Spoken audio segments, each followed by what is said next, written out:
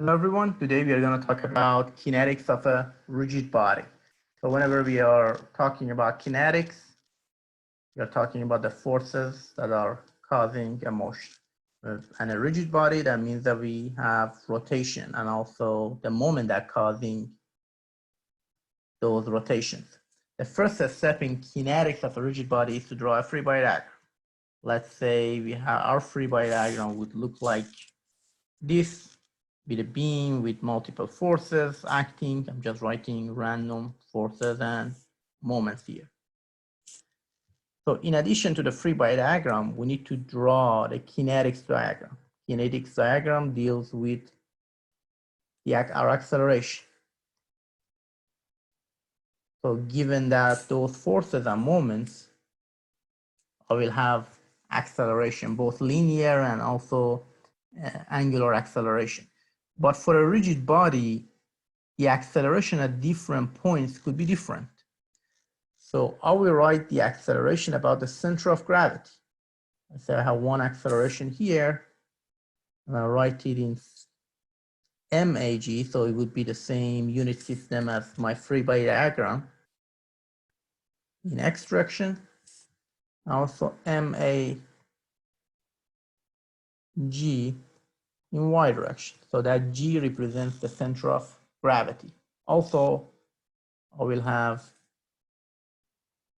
rotation, so IG alpha corresponding to the moment.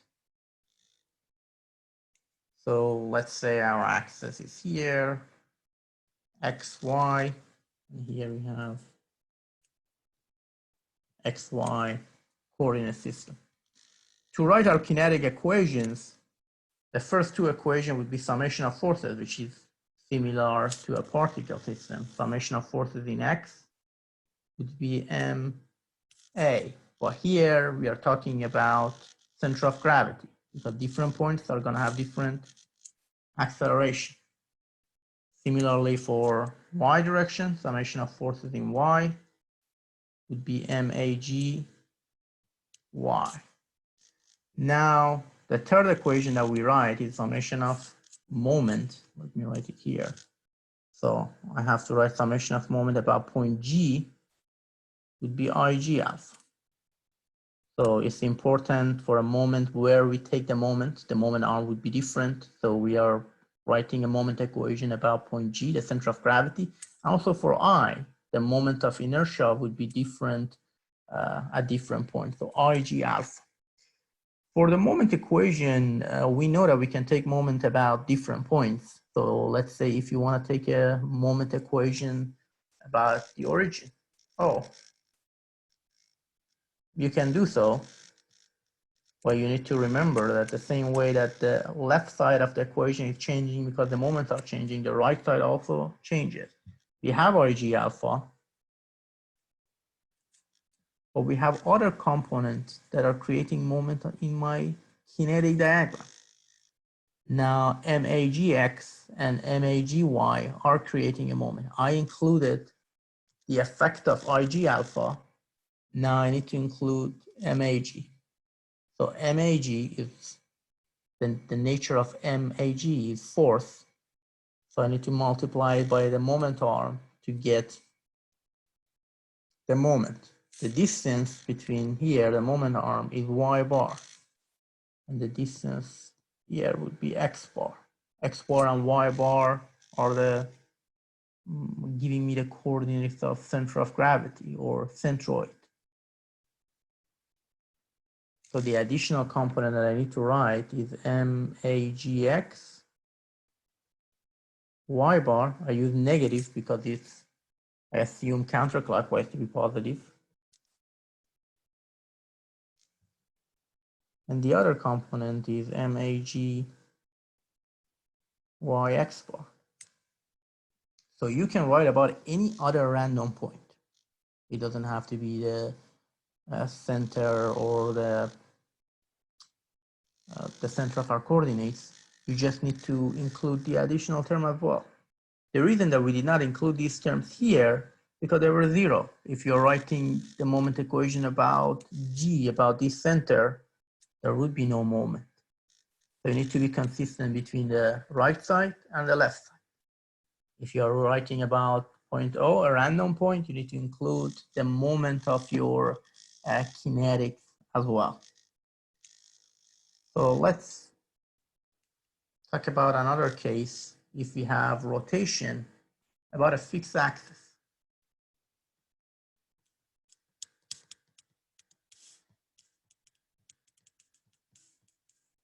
So for a rotation about fixed axis or fixed point, the equations are the same, but they are simplified a little bit, so it's worth talking about it. Let's say we have a simple case of rod OA is pinned here,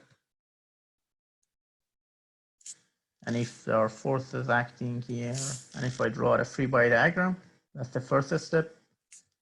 Also kinetic diagram. So I need two diagrams. You need to make sure to draw both of them. For free body diagram, I have my force F. I have mg. I have the reaction forces at point O. All these O and A. So I have OY and I have OX. This is equal to my kinetic diagram. If I have MAG tangential component, because it's a complete rotation, so I can write it tangential and normal. You can stick with X and Y, but that makes it difficult. Because you need to find the components. And then also I have IG alpha. So the equation that we have is the same, summation of forces in T would be MAGT, which is here AEG, the acceleration would be RF, and R is the distance that we are from the center of rotation to the center of gravity. So you can see in this problem that different points are going to have different acceleration. That's why it's very important to write the acceleration equation about center of gravity. We can't choose a random point and write our equation. Then summation of forces in N would be MAGN. For our case would be M R omega squared. And again, that R is the distance from center of gravity to point O. The moment equation about point G is IG alpha. So these are the three equations that we have. So up there, we talked about that if we don't like summation of moment about point G, IG alpha, we can write the moment equation about any other point as well. We just need to be careful to include the other components as well. Here, that could be a case that if we don't like to write about point G, because we have these two are going to create a moment and we don't know them. So if you want to get rid of them, so you could write a moment equation about point O. So let's say for my third equation, I'm going to write summation of moment about point O. Then about point O, I take the moment about this point. These forces are going to go away. These forces are going to have a moment. On the right side that I'm more interested in is I have IG alpha. I don't need to multiply it by any moment arm because it's already in the form of a moment. For moment, it's a free vector. You don't need to multiply it by a distance. The other forces are going to create a moment. So negative MAG T times R. That's the moment arm. This force is not going to create any moment because it's going through the center. So that's the second option that we talked about, that we could write a moment equation about any point. For a fixed point, we can write another equation saying summation of moment about point O is I O alpha. This equation is only true when we are writing about a fixed point. So that's the big if. It needs to be about a fixed point. Otherwise, just include your normal equation. About a fixed point, these two will come out to be the same. If you use the parallel access theorem and move IG to IO, you would see they would give the same result. So when we have rotation about a fixed point, we have three options. Summation of moment about GIG alpha, summation of moment about 0.0, and then include the extra terms, or directly summation of moment about 0.0 and then IO alpha. This is only for fixed point. Do not write it for anything else. But the other two, you could write it for other cases as well. So for about a fixed point, we have three options. For other cases, this was the general motion that we talked about. We have two options. Now let's look at a popular example in kinetics of a dynamic is the rolling of a disk. Let's say we have a moment. I'm going to draw a 3x diagram for this. Then I have force mg. I have force n. The direction of friction is here. For this example, if you have a sliding to the right, to the left, if you have forces, the direction of friction would change. So just for this case, we can write the direction of friction to the right. And then I need to draw my kinetic diagram.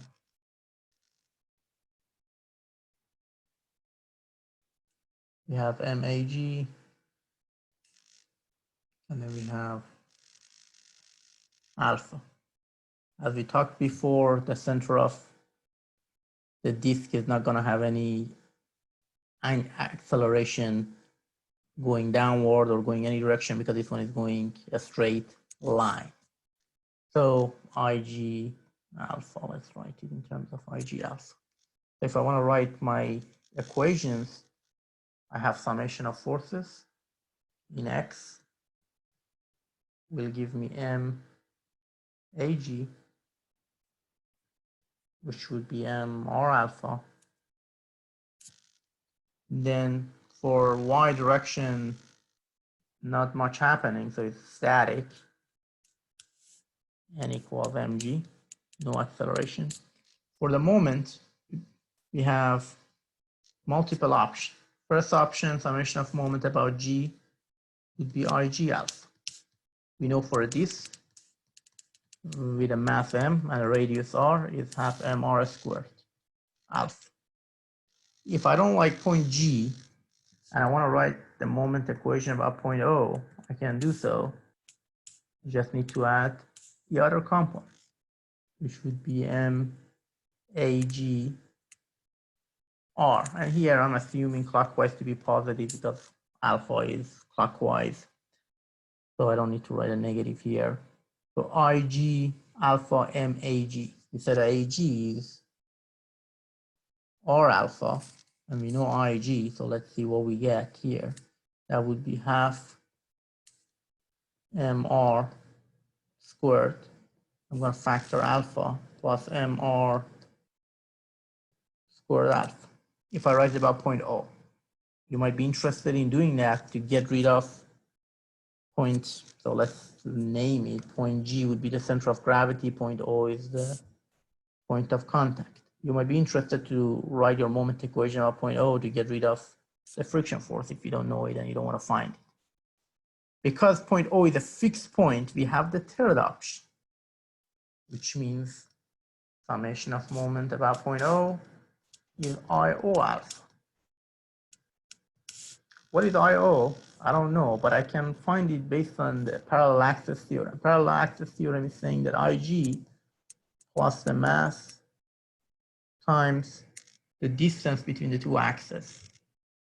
So that would be I alpha. What is D here? What is the distance between O and G?